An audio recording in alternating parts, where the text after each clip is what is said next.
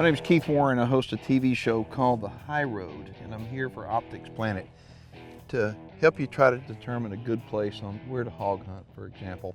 Right now we're looking for a good place to put up a hog blind where we can hunt out of, and I want to give you some pointers. We've walked around, we found some fresh sign, and here's some poop. This is relatively fresh poop. Okay, the good thing about this poop that tells us is it's fresh, so it hadn't been long since an animal's here, but at the same time too, it's big around. Okay, that indicates that it's a much larger size hog than if it was a smaller one. Another thing we have here, we have some water.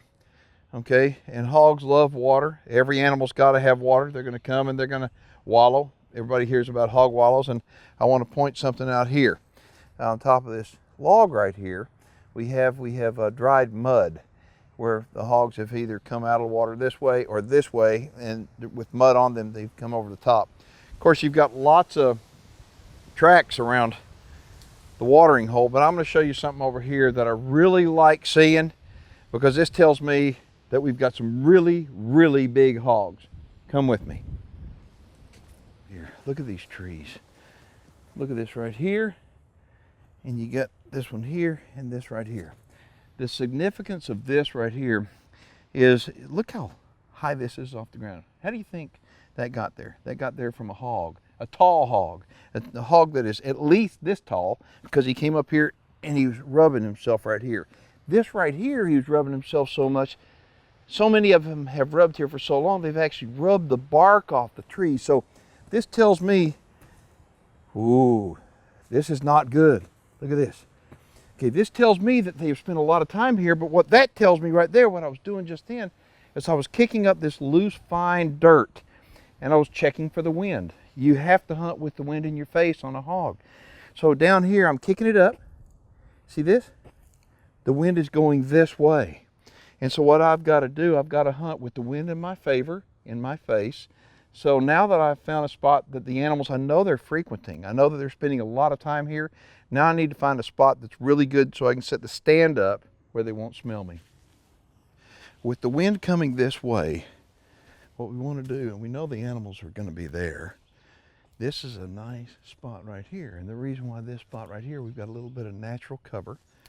We're going to break this limb, we're going to create a little opening right here. I'll come back here in a little while and I'm going to put a pop-up one right here. But what I like is that I've got some trees that I know the animals are rubbing up against. I've got a pond they're drinking and they're wallowing in.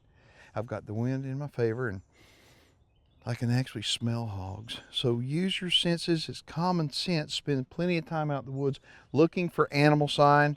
And when you find the right spot, after you spend enough time out in the woods as I have, you know you're in the right spot. And this right here, I guarantee you it's the right spot.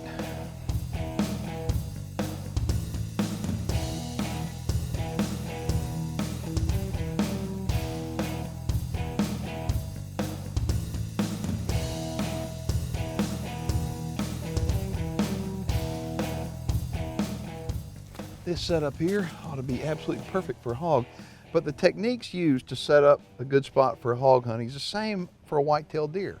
For example, look for natural sign. There's all the indicators out there.